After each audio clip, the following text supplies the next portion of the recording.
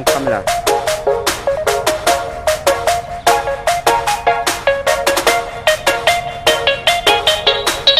ต้องทำเลยตัดมือตัดที่ตัดที่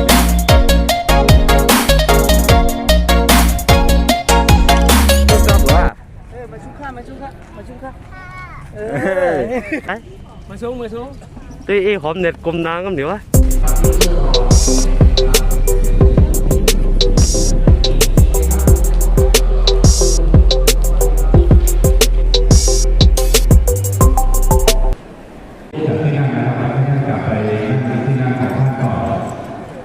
อีกประมาณ2 นาที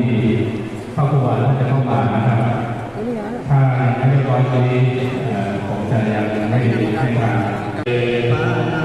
ติปาตาเวรมณีสิกขาปะทังสมาธิยามิอานาติเวรมณีสิกขาปะทังสมาธิยามิอทินนาทานาเวรมณีสิกขาปะทังสมาธิยามิอาดินนาสิกขาปะทังสมาธิยามิกาเมสุมิชฌาจาราเวรมณีสิกขาปะทังสมาธิยามิกามิสุมิชฌาจาราเวรมณีสิกขาปะทังสมาธิยามิสาวาทาเวรมณีสิกขาปะทังสมาธิยามิมุสาวาสิกขาปะทังสมาธิยามิสุราเมรยมัสสะปมาทัฏฐานาเวรมณีสิกขาปะทังสมาธิยามิสุราเมรยมัสสะปมาทัฏฐานาเวรมณีสิกขาปะทังสมาธิยามิร้อนไม่มีความวุ่นวายมนุษย์ในสารโลกทั้งหลายถ้าขาดธรรมะขาดศีลขาดธรรมขาดน้ำใจดีต่อกันโลกนี้ก็จะเดือดร้อนวุ่นวายไม่ว่าศาสนาพุทธศาสนาฮินดูศาสนาอิสลามมุสลิมศาสนาคริสต์ทุกศาสนาเป็นหนึ่งเดียวกันเกิดมาจากธรรมชาติเป็นธรรมชาติเดียวกันเป็นพ่อแม่เดียวกันทั้งหมดสัตว์โลกทั้งหลายไม่พึงเบียดเบียนซึ่งกันและกันไม่พึงแบ่งแยกศาสนาคือเป็นศาสนาเดียวกันแต่ว่าพระพุทธศาสนานี้เป็นพระพุทธศาสนาประจำประเทศไทยเพราะว่าบรรพบุรุษของเราพระมหากษัตริย์ทุกพระองค์ทรงเคารพนับถือพระพุทธพระธรรมพระสงฆ์พระรัตนตรัยเป็นศาสนาประจำชาติศาสนาอื่นก็เป็นศาสนาที่อนุโลมเป็นพี่เป็นน้องกันเดียวกันอยู่ด้วยกันด้วยความผาสุกร่มเย็นโดยสันติภาพสันติธรรมฉะนั้นเราท่านทั้งหลายมีบุญกุศลอย่างยิ่งที่ได้เกิดมาเป็นมนุษย์แปลว่าผู้มีใจสูงมนุษย์แปลว่าผู้มีใจประเสริฐมีใจสูงมีใจดีสูงมีใจประเสริฐด้วยการอบรมบ่มนิสัยเป็นผู้ที่ฝึกได้ถ้าสัตว์เดรัจฉานสัตว์อื่นนั้นไม่สามารถจะอบรมบ่มนิสัยไม่สามารถจะเป็นสัตว์ที่ประเสริฐได้มนุษย์นี่เป็นสัตว์ที่ประเสริฐสามารถพัฒนาจิตใจของเราให้สูงขึ้นตามลำดับเป็นพระโพธิสัตว์แล้วก็พัฒนาเป็นพระพุทธเจ้าพัฒนาจิตใจของตัวเองถึงพระอรหันต์ได้ถึงความดับทุกข์สิ้นทุกข์ในวัฏสงสารนี้ได้ฉะนั้นเราท่านทั้งหลายมีบุญกุศลอย่างยิ่งที่ได้เกิดมาเป็นมนุษย์เราจะเกิดมาเป็นมนุษย์ก็ยากเกิดเป็นมนุษย์แล้วจะมีตาดีหูดีจะมีคุณค่า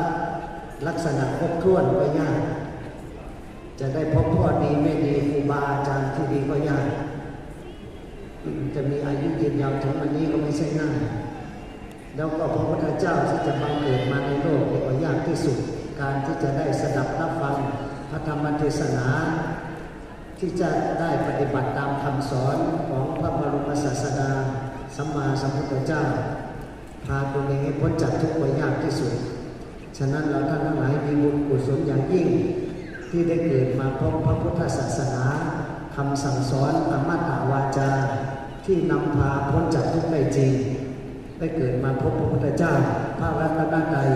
แก้วทั้งสามดวงคือพระพุทธพระธรรมพระสงฆ์พ่อแม่ครูบาอาจารย์ก็เป็นรัตนตรัยเหมือนกันฉะนั้นเราอย่าประมาทในชีวิตจะมีค่าต้องรู้จักใช้เวลาให้เกิดประโยชน์เราเกิดเป็นมนุษย์เราเกิดมาเยี่ยมโลกในชั่วคราวเท่านั้นอีกไม่นานเราก็จะต้องหลับตาลาโลกนี้ไปอีกไม่นานเราก็จะต้องทิ้งทุกสิ่งทุกอย่างไว้กับโลกนี้ทิ้งสังขารรูปนามไว้กับโลกนี้เหลือไว้แต่บุญกุศลบาปที่เราได้สร้างไว้นั่นถ้าเราทำดีกุศลคุณงามความดีก็จะประดับอยู่ในโลกนี้สืบไปยาวนานถึงแม้ว่าร่างกายจะดับไปตายไปแต่ว่าคุณงามความดีไม่รู้จักตายยังประดับอยู่ในโลกนี้สืบไปอีกนานเท่านานถ้าเราทำสิ่งไม่ดีไว้ประดับอยู่ในโลกสิ่งที่ไม่ดีที่เน่าที่เหม็นทำสิ่งสกปรกสักการเลยตาโนสาธุสาธุสาธุผู้ทรงมีดีนามีใหญ่ มีน้ำเฮาข้าสาตักกะไหลสังบารมีมาไหลแสนกรรมทั้งสิ่งทั้งลวงนั้นเทียมที่เทียมสางเทียมสัตว์เทียมกฎวิญญาณสะดอเจ้าวลาทั้งเจ้าวลาทั้งสิ่งแทนต่อภูมิชมสาธุอนุโมทนาและห้ามผู้สุขวันดีที่เป็นกันสิ่งสักกรรมเลยตาโนสาธุสาธุสาธุนาเมีย ศีลามยา เอาเจ้าพาตั้งสิ่งตั้งโลกอย่า เธอก็คงตกหายที่หิมอำลายคนหิมอำลายสัตวาหิมอำลายพระเจ้าพระไว้ใจเจ้า